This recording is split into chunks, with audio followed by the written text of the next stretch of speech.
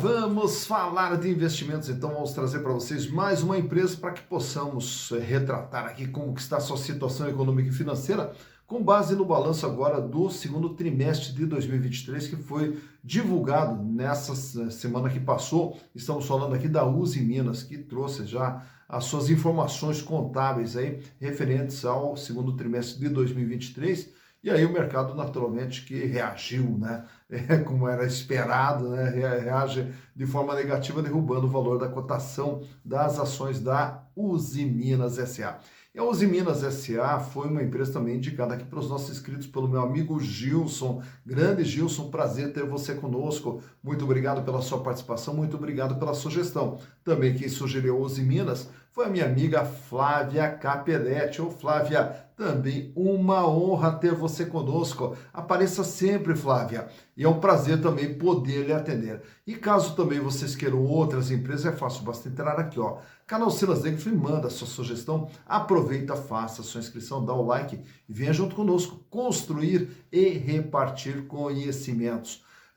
Toda a história, que aqui geralmente a gente conta toda a história para depois analisar o balanço. Mas como da Uzi Minas a gente já tem, né, a história em diversos vídeos aí que a gente já fez, contando a história, inclusive eu deixo aqui também o link caso você queira acompanhar a história da Uzi Minas, né? Então eu já deixo o link aqui de outros vídeos que a gente gravou contando essa história para a gente poder retratar um pouquinho mais a respeito do balanço do dia 30 de junho de 2023. E aí a Uzi Minas, qual que é a situação dela, né? A Uzi Minas, assim como mineradoras e as empresas siderúrgicas, etc., elas também estão muito sujeitas à questão do dólar, né? Elas estão muito sujeitas à questão das commodities. Então, consequentemente, hoje nós temos um momento muito adverso para esse tipo de empresa. Por quê? Porque o dólar despenca. O dólar que chegou a 5,60, hoje flutua ali entre 4,70 e 4,80. Então, só com isso, já a tendência do faturamento dessas empresas é cair até em função justamente da redução, né, do valor do dólar. E aí, onde mais que a questão do dólar impacta esse tipo de empresa? No caso da Uzi Minas, o que nós temos agora? Com o dólar favorável, nós estamos tendo também muita importação já do aço pronto, aço acabado. E aí, consequentemente, força a Uzi Minas ter que baixar seus preços para poder competir. Além disso, naturalmente, a queda das commodities que fazem com que você venda a mesma quantidade, só que por um preço menor, em função da commodity estar com valor menor. Então, tudo isso impacta dentro das demonstrações contábeis das empresas como a Uzi Minas e, naturalmente, como vai ser o caso da CCN, como foi o caso da Vale, que a gente já retratou aqui também, então impacta significativamente. E a Uzi Minas ainda ela tem mais um agravante, ela tem a paralisação do seu forno principal lá em Ipatinga, que está num processo de reforma, né, de manutenção desse forno, cujo encerramento, né, de todo o prazo lá da reforma está marcado agora para setembro. Era para agosto, no fim foi transferido para setembro. Então ela também está tendo uma série de investimentos, uma série de gastos, justamente na reforma do seu forno principal. Bom, então naturalmente que todos esses fatores aqui acabam interferindo dentro das demonstrações contábeis da empresa. E o que nós queremos saber é como que ficou a situação da empresa. E aí vale a pena, não vale a pena comprar as ações da Uzi Minas? Então naturalmente que a gente vai ter que ver através dos números como que está a situação da empresa. Para tanto, eu trouxe para vocês aqui os balanços de 2019, 2020, 2021, 2022, para quê? Para ter uma base histórica e a gente acompanhar o desempenho da empresa ao longo desse período. E aí, naturalmente, o balanço agora do dia 30 de junho de 2023, para saber agora no momento como que está a situação da empresa. Então, vamos aos números. Bem, aqui estamos então com as demonstrações contábeis da Uzi Minas S.A. e, para tanto, eu trouxe para vocês que 2019, 2020, 2021, 2022, toda uma série histórica aqui, através de todos esses anos aqui, a gente vai conseguir enxergar como que vem sendo o desempenho da empresa. E aí finalizamos com o dia 30 de junho de 2023, o balanço apresentado agora nessa semana que se encerrou, trazendo aí as últimas informações da Uzi Minas. Para que possamos entender o que vem acontecendo com a Uzi Minas, então vamos voltar na linha do tempo aqui em 2019, quando a empresa registrou em seu ativo um total de 26 bilhões de reais, que seria o tamanho da empresa, todos os bens e direitos que fazem parte do patrimônio da empresa. E desse valor aqui, 11 bilhões 424 milhões é imobilizado. Máquinas, equipamentos, toda a estrutura de funcionamento da empresa, que representava 43,4%. Mas, mais importante do que toda essa estrutura física, naturalmente, que é o capital de giro, que são os recursos que fazem toda essa estrutura aqui funcionar. E o capital de giro representado pelo ativo circulante totalizava lá em 2019 8 bilhões e 800 milhões de reais, sendo que desse valor 1 bilhão e 900 era dinheiro, caixa, banco, aplicação, 1 bilhão e 900 também contas a receber. E os estoques da Usiminas lá em 2019, 3 bilhões e 795 milhões de reais. Ao chegar em 2020, a Usiminas aumenta o seu tamanho para 29.952 e aí o capital de giro também dispara para 11 bilhões e 829 milhões, representando 39% de todo o patrimônio da empresa. Aumentou aqui o volume de dinheiro em caixa para 4 bilhões e 800, também um aumento no contas a receber para 2.300 e os estoques aqui praticamente estáveis, com 3 bilhões e 889 milhões. Ao chegar a 2021, a Usiminas de 29 pula para 39 bilhões de reais. E desse valor aqui, o aumento mais significativo, se dá justamente no ativo circulante, que foi para 20 bilhões de reais, representando agora 50,7% de todo o patrimônio da empresa. O volume de dinheiro em caixa fechou em 7 bilhões e 23 milhões. Então reparem que ela sai com um volume de caixa de 1.900 para 4.800 para 7 bilhões de reais. E os contos a receber totalizavam agora 3 bilhões e meio e os estoques 7 bilhões e 500 milhões de reais, isso lá em 2021. Ao chegar a 2022, a empresa praticamente estável, agora com 40 bilhões de reais. E o capital de giro também, aqui uma pequena elevação, fechando em 20 bilhões 358. Diminuiu o volume de capital de dinheiro em caixa, para 5 bilhões e 72. Aqui uma estabilidade no contas a receber com 3.547 e os estoques aumentaram para 9 bilhões 965 milhões de reais. Chegando em 2023, aí o que nós temos? Nós temos nesse ano aqui também a paralisação, do forno principal da empresa para fazer toda a reforma, que a gente havia falado anteriormente. E com isso, então, a empresa permaneceu aqui com 39 bilhões 738. Diminuiu o capital de giro, que agora totalizava 18 bilhões 956 milhões, diminuiu um pouquinho aqui o volume de caixa para 4 bilhões 940, mantendo aqui uma estabilidade no contas a receber com 3.416 e os estoques também praticamente estáveis aqui com 9.627. O que nós temos que destacar aqui é justamente isso aqui, ó. O imobilizado que era de 11, daí ele vai sofrendo a depreciação, cai para 11,06, um pequeno aumentinho para 11,085, 10,820 e agora de 10,820 ele vai para 11 bilhões 825, justamente nos investimentos feitos na reforma desse forno principal.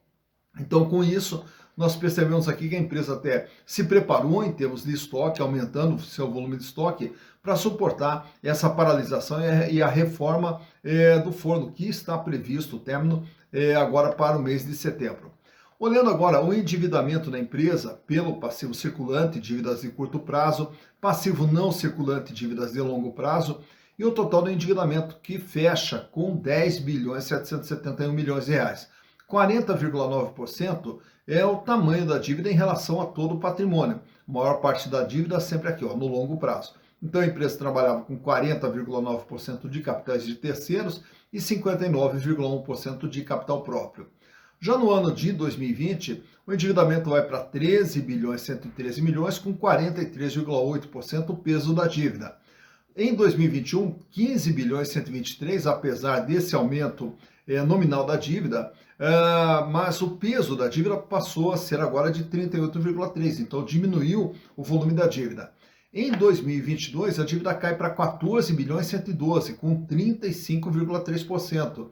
E fecha agora o mês de junho de 2023 com 13 bilhões 439 milhões de dívida, 33,8%. Então reparem que a dívida que era de 40, que já é uma dívida até baixa para o porte da empresa, sobe para 43 e aí começa todo um processo de queda, com 38, 35, 33,8% a empresa diminuindo o seu endividamento ao longo desse período.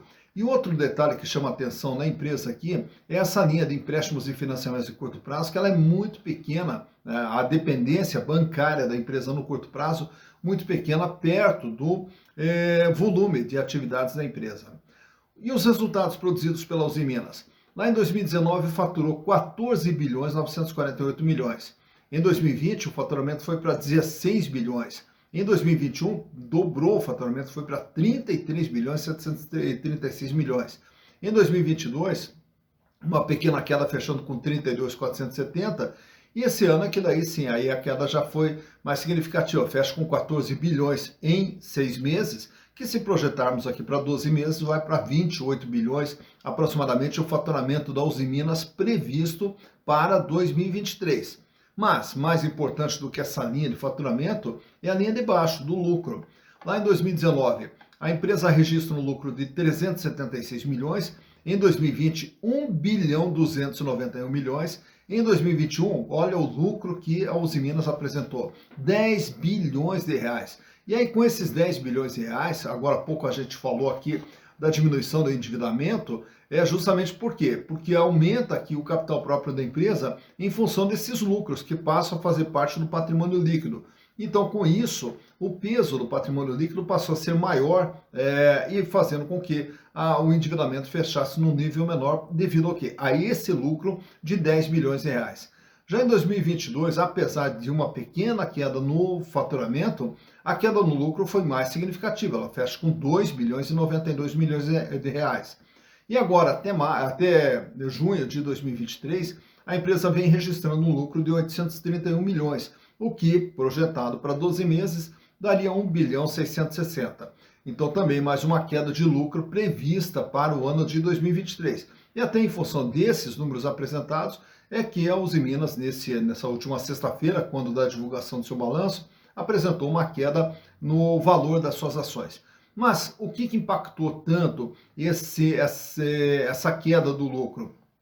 Em primeiro lugar, que nós temos que olhar aqui, ó, o custo. 87,5 cai para 79, cai para 66, sobe para 82 e agora 89,6%. Então os custos dispararam. Mas por que os custos dispararam? Porque a Usiminas também, grande parte do seu faturamento é em dólar e também é uma commodity. E aí o que ocorre? Com a queda do valor da commodity e com a queda do valor do dólar, pode até ter o mesmo volume de faturamento em termos de quantidade de unidades vendidas, porém o valor ele acaba sendo menor. E aí, consequentemente, o custo ele passa a ser mais pesado nessa estrutura. Então, não necessariamente que tenha havido aqui um aumento gigante de custos, mas, na verdade, o peso do custo ele passou a ser mais significativo em relação ao valor da venda, reduzindo a margem bruta para 10,4%. Já as despesas operacionais da empresa, elas até vêm numa queda, 6,2, cai para 2, 0,6 positivo, 9,3 e agora 5,6. Até a despesa diminuiu. Então, o que pesou aqui para que o lucro ficasse menor foi justamente o aumento do peso dos custos no faturamento da empresa. Mas vamos ver de perto agora como que está a situação financeira da Usiminas, com base no balanço agora do dia 30 de junho. A liquidez geral, que mede a capacidade de pagamento nas dívidas de curto, médio e longo prazo, ela sai de 1,21 lá em 2019, vai para 1,23, para 1,68, para 1,83 e praticamente fica estável em 1,82. Em relação a todas as dívidas de curto, médio e longo prazo, para cada R$1 de dívida, a Usiminas dispõe de R$1,82. Paga, sobra bastante, uma situação financeira extremamente confortável. E mais confortável ainda quando analisamos apenas o curto prazo através da liquidez corrente, que é o gráfico logo ao lado ali, que sai com índice de 3,07, cai para 2,64, sobe para 3,16, sobe para 3,78 e agora em junho fecha com 3,97. Para cada R$1 de dívida que vence no dia a dia, a Usiminas dispõe de R$ 3,97. Muito folgada a situação financeira da Usiminas, tranquila a situação da empresa. O endividamento que a gente viu no balanço, agora visto através dos gráficos, ele sai com 40,9%, sobe para 43,8% e aí começa todo o processo de queda para 38,3%, 35,3% e 33,8%. De tudo aquilo que a empresa tem, ela deve 33,8%. Nesse outro quadro aqui temos também a margem líquida da empresa, que é o primeiro gráfico ali que vai nos mostrar quanto que a empresa ganha em relação àquilo que ela vende. De tudo aquilo que ela vende, pagando custo, despesa, resultado financeiro, impostos, sobrava lá em 2019 2,52%. Em 2020, 8%. Em 2021, 29,8%. Em 2022, 6,5%, 6,45% para ser mais preciso.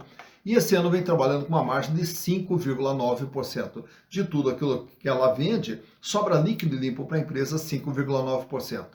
Já a rentabilidade do ativo, ele sai com 1,43, sobe para 4,31, dispara para 25,5 e agora em 2022 fecha com 5,2%.